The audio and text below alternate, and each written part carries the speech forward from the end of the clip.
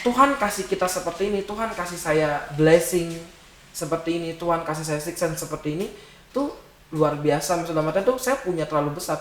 Kalau boleh ditanya, jujur, ya kalau kata orang, sumpah gitu, saya lebih baik jadi orang biasa. Why?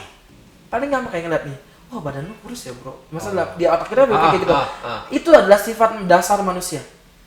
Mencari kelebihan orang. Kelebihan orang, kekurangan diri sendiri gitu ya. Bodohnya. Kenapa nggak cari kelebihan kita sendiri? Kalau lu kan udah sering jalan-jalan juga nih, ke luar negeri gitu kan, lihat-lihat. Nah, kalau tadi balik ke sebenarnya hantu itu ada sekumpulan energi yang mungkin bisa dikatakan memanifestasikan diri sesuai dengan apa yang kita pikirkan nih.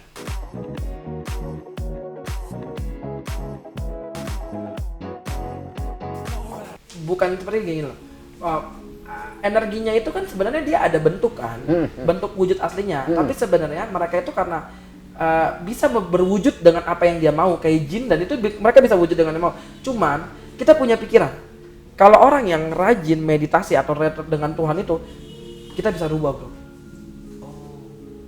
Gua nggak mau nih. Yang paling mudah adalah saya mimpi selalu saya ngatur mimpi saya. Lucid dream. Kalau istilah seperti itu. Iya. Ya, jadi saya kalau mimpi ketemu hantu, saya bisa kayak gini. Mimpi gue putar balik, gue yang nguber lu. Kayak gitu. Dan itu saya udah alamin dari 2009. Jadi sampai detik ini, saya kalau ketemu mimpi sama orang yang saya kenal, saya sadar itu mimpi, dan saya dengerin apa yang kayak papa saya kan dalam almarhum. Ada beberapa orang yang emang itu kalau ketemu ya saya tahu kalau dia udah meninggal, saya dengerin. Tapi ada beberapa juga kayak cuplikan, itu bukan mimpi, kayak semacam CCTV lah ya. Cuplikan kayak des ya kayak gitu muncul ya. Berarti sebenarnya kalau kayak gitu lu nggak bisa tidur nyenyak dong. Nyenyak dong. Nyenyak tapi masih apa ya? Di alam sana lu masih bergerak ya, istilahnya begitu. Soalnya gini, dibilang nyenyak gimana nih? Soalnya saya tidur jam 11. Saya bangun jam 5 atau jam 6 tak bangun. Enggak berus-merusin. Ini unik karena gua nggak tahu sih ya. Cuman sepengetahuan gua ngobrol-ngobrol sama teman-teman yang lain. Banyak yang ngomong kalau anak indigo itu kebanyakan itu susah untuk tidur. Meditasi makanya dibutuhkan. Makanya konsepnya adalah saat orang indigo di luar sana, ya terserah sih. Kalau anak-anak indigo yang lain, kalian tahu punya gift tapi kalian terlalu show off. Tidak coba untuk melatih mental dan diri kalian dulu. Untungnya saya menemukan guru yang tepat. Ya saya menemukan guru yang tepat yang membantu membimbing saya bahwa ini ada power. Power ini ibaratnya kayak tembakan lah. Sebelum lu pegang tembakan ini, kamu siapin mental kamu dulu. Iya, istilahnya kalau sekarang kalau yang kita ngeliat itu orang nembak enak ya. Padahal ketika kita pegang pistol, kita tembak itu ada daya yang ke belakang yang lu harus tahan di sini dan ini lu kuat ya. Nah, lu kuatin ini dulu ya, baru pegang tembakannya itu. Benar. Gitu ya. Jadi ibaratnya saya ketemu orang yang hebat-hebat itu sampai keliling. Maksudnya saya karena dari balik lagi saya nggak percaya 100%. Saya pernah ketemu di Bante kalau bahasanya saya. Jadi tapi yang perempuan biksuni lah. Di Bandung, di Vipassana Graha yang di Bandung Wihara itu, saya ketemu kalau ada yang salah satu nonton atau bagaimana, saya pengen banget ketemu bikuni itu. Saya kaget ngelihat dia. Namanya siapa kalau boleh tahu? Saya nggak tahu, tapi karena semesta yang saya bilang, saya random kesana tiba-tiba karena saya pengen lihat apa sih the power of yang tadi give itu. Bayangin dia bisa atur burung. Dia bawa makanan, satu mangkok isinya biji-bijian yang makan burung itu, dia bisa atur burung dari manapun datang, bukan burung piaraan ya. Oke lah kalau burung darah bisa dipiara, ini burung pipit, burung empit yang kayak gitu yang nggak jelas, dan jumlahnya itu bisa puluhan sampai ratusan, dia bisa atur. Contoh dia datang, dia pagi dia datang burung semua di lapangan itu wihara, dia bisa atur buat makannya. Jadi dia cuman bilang suruh bagi kayak ada yang besar, ada yang kecil, jadi berjajar semua sesuai dan dengan tangannya doang. Gimana? Ini lu lihat dengan mata kepala lu sendiri? Benar. Wow. Orang yang meditasi sampai melayang pun saya sudah pernah lihat. Melayang. Bukan berarti saya dalam artian saya juga pengen melayang, enggak. Maksudnya karena masing-masing orang itu punya yang. Jadi sebenarnya kalau dibilang kan ada yang ngomong ya apa ya, yogis itu bisa terbang. Nah, saya termasuk orang yang yogi. Saya dalam artian saya yang menjalani hidup para yogi. Jadi dalam artian untuk hidup suci yang tadi itu, karena ibaratnya saya megang sila. Kalau di Kristen dan di mana tuh ada 10 sila, 10 perintah Allah. Kalau di kita bilang 10, ada 5. Tidak membunuh, tidak mencuri, tidak berbuat asusila, tidak minum keras, dan tidak berkata itu kayak gitu.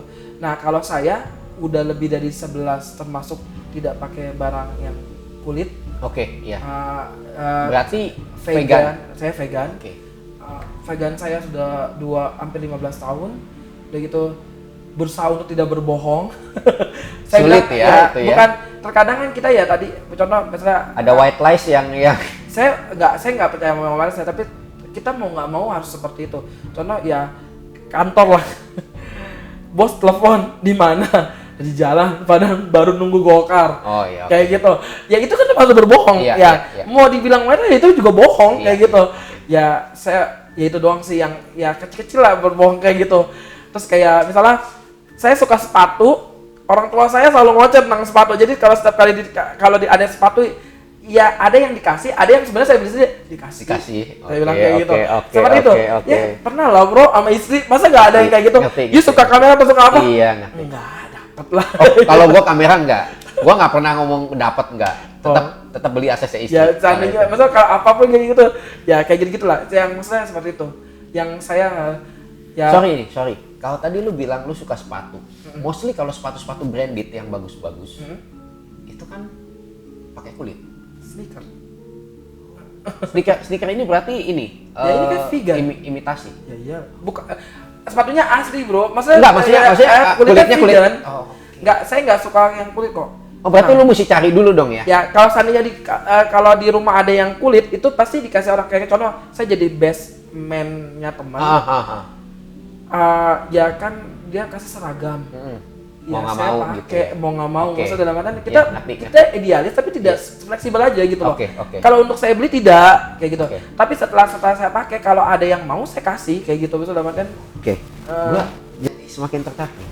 Kayak gitu. Karena tadi lu bilang lu vegan dan akhirnya lu jalanin yang tadi sila-sila itu termasuk yang tidak membunuh itu.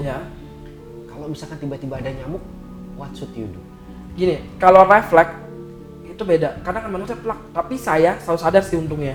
Jadi dulu saya juga pikir kayak gitu, aduh gimana nyamuk. Saya pernah ketemu, ini balik lagi, kalau itu ada bosnya saya dulu di percetakan, punya istri, dia punya mama orang Medan. Dia emang sebenarnya orangnya kalau dari aura teduh banget, tenang gitu ya. Saya ketemu dia pertama kali tahun 2011-10 kayaknya, saya ketemu dia saya lihat dengan mata kita banyak nyamuk di badan kita. Dia cuma gini, Gus, jangan gigit saya ya maksudnya jangan gigit saya ya, di tempat lain aja gak ada nyamuk di tempat badan dia. Gua merinding loh. Dan itu manusia biasa loh, maksudnya bukan yang kayak saya ibaratnya berusaha untuk hidup suci, cuman ya dia kayak gitu. Tapi karena auranya dia, nyamuk pun nggak bisa nyakitin dia kayak gitu. Itu ada ya mantan bos punya percetakan dan istrinya itu mamanya. Ya gitu. Saya sebut profiling supaya benar-benar maksudnya kalau dia nonton ya dia ada, beliau itu ada kayak gitu. Maksudnya makanya kalau you tanya apa yang kehebatan orang-orang itu nggak mesti orang sakti untuk nggak orang suci untuk jadi sakti. Banyak yang seperti itu yang saya ketemuin. Saya pernah berpikir, kayaknya kalau nggak sakti nggak bakal bisa ada jalan kaki dari sini ke Semarang, ke Jogja, kemana. Saya ketemu orang di Kemayoran, dia jalan kaki dari Kemayoran sampai ke Cirebon. Saya tanya, bagaimana kamu bisa ngelakuin itu? Bahkan sampai ke Bali. Dia bilang, bro, yang lu pikirin jangan ujungnya. Dia bilang, jangan berpikir, saya mau ke Cirebon, saya mau ke Bali. Pikirin yang paling terdekat. Jadi dia pikirnya setiap kayak jalanin aja gitu ya. Dia kalau dia patokannya per Polres. Jadi jalan kaki sampai Polres ini tantangan. Sampai tantangan. Jadi dia nggak pernah capek.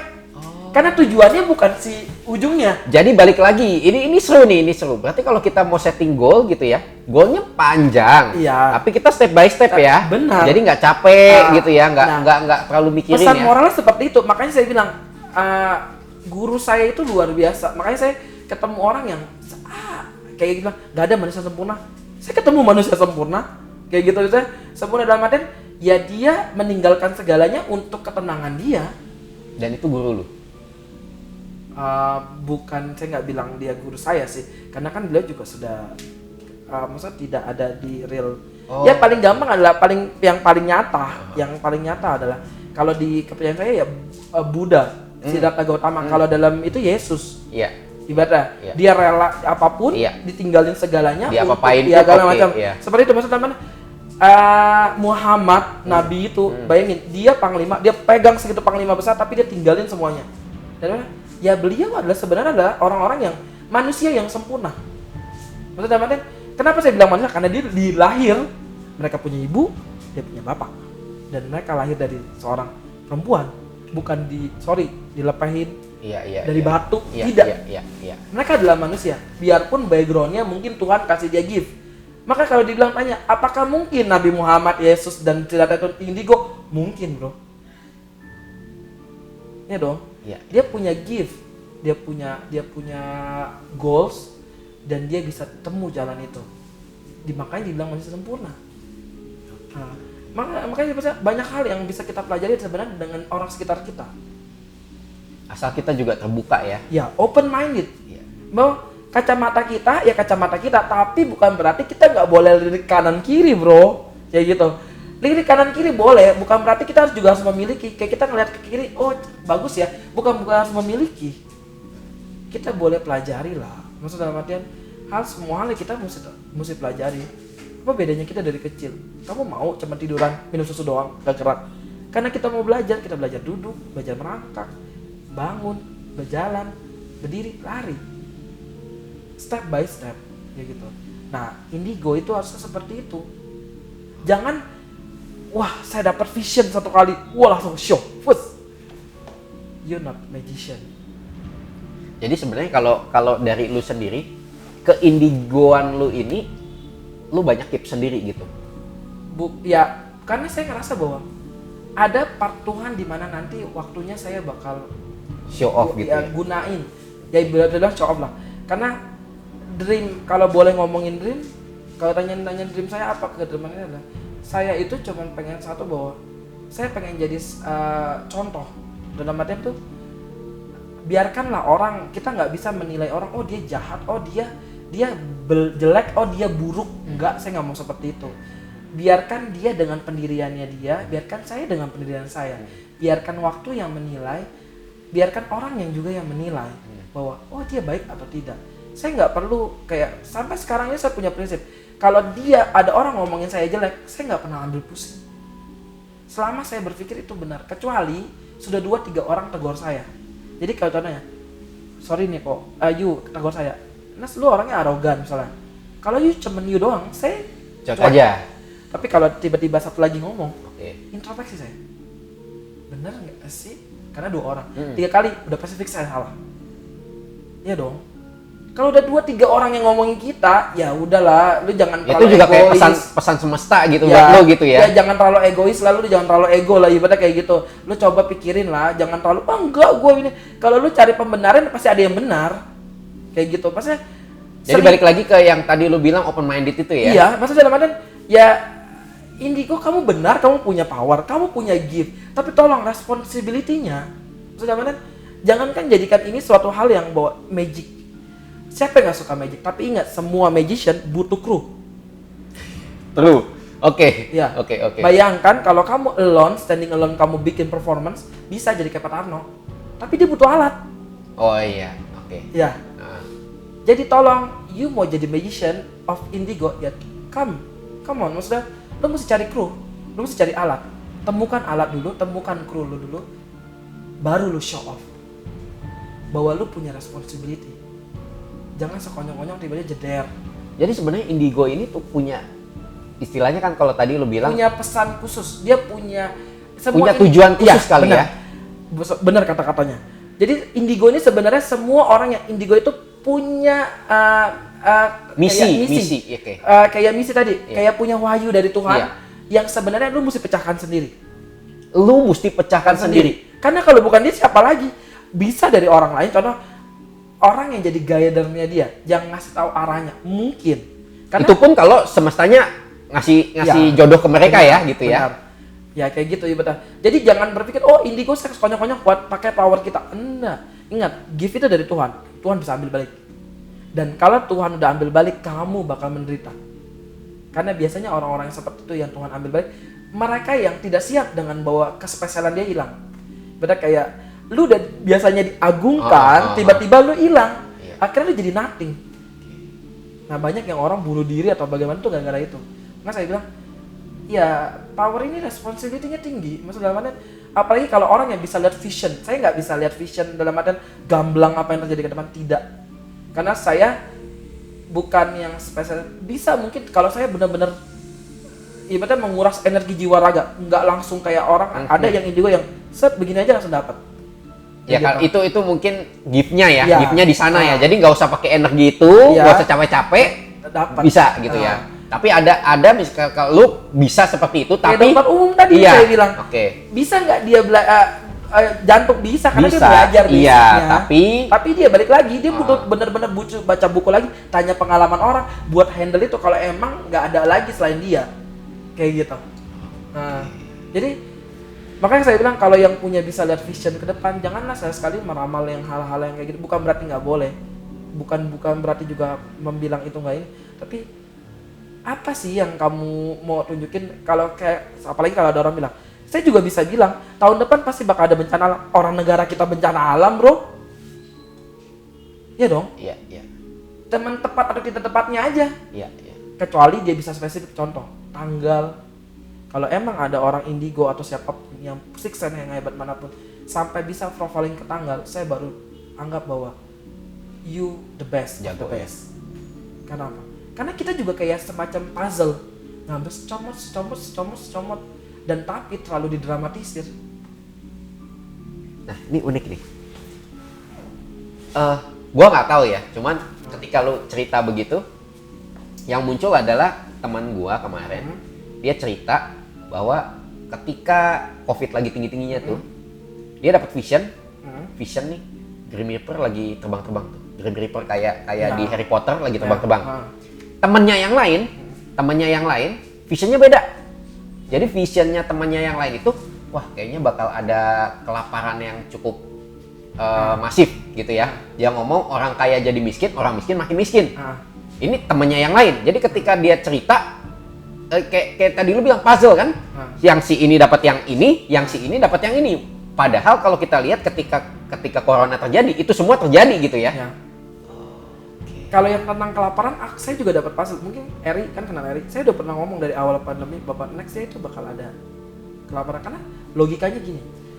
Sekarang orang yang tadinya keluar di dalam rumah, yang tadinya bekerja bisa tidak bekerja. Bayangin kalau kayak Gojek, kayak orang-orang buruh lepas yang everyday kerja, tiba-tiba nggak mesti keluar, nggak bisa kerja, otomatis dia tidak punya income. Otomatis jadi nggak bisa makan ya. Yang tadinya biaya belanja, misalnya anggaplah mesti makan sayur 1 ton, tiba-tiba ada yang nggak punya uang, otomatis berkurang. Ya petani malas gak nanam. Itu logikanya. Tapi itu yang saya dapat, wah nextnya ini bakal bahaya. Makanya muncullah ada belalang di Cina yang ngabisin panen atau segala macam.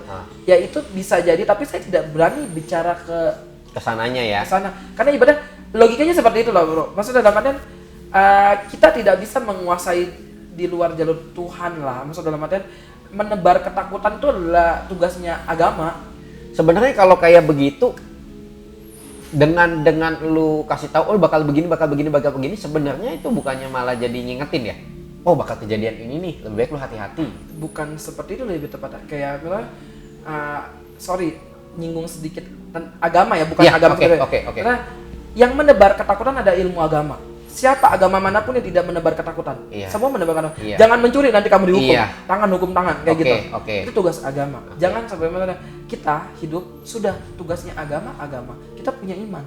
Kalau emang sebenarnya kamu ingin mencerdaskan orang lain atau ingin membantu orang, tidak seperti itu.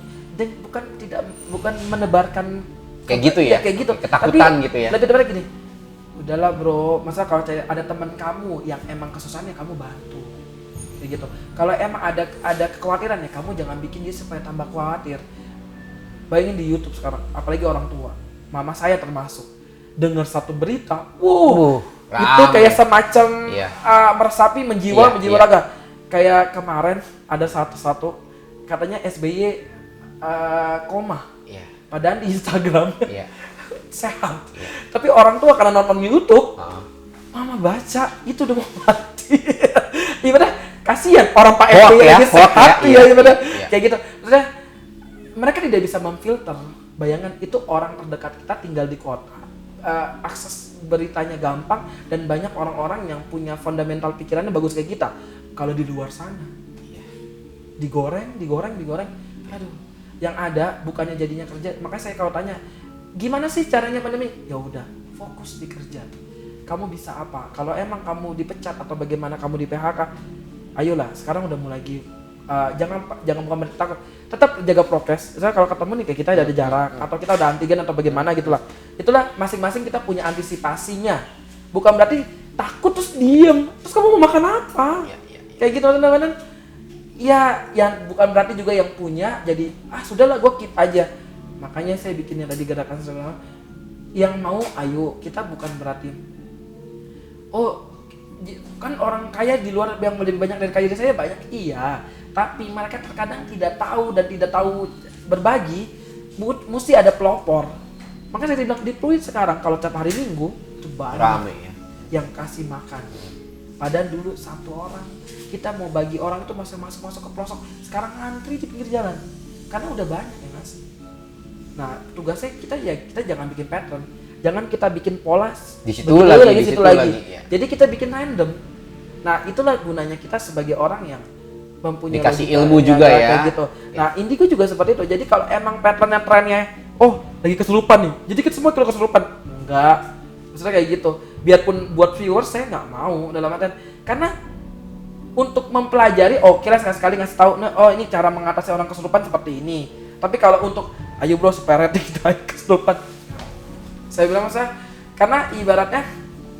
Tapi lu sendiri pernah mengalami kasus-kasus kesurupan begitu bro?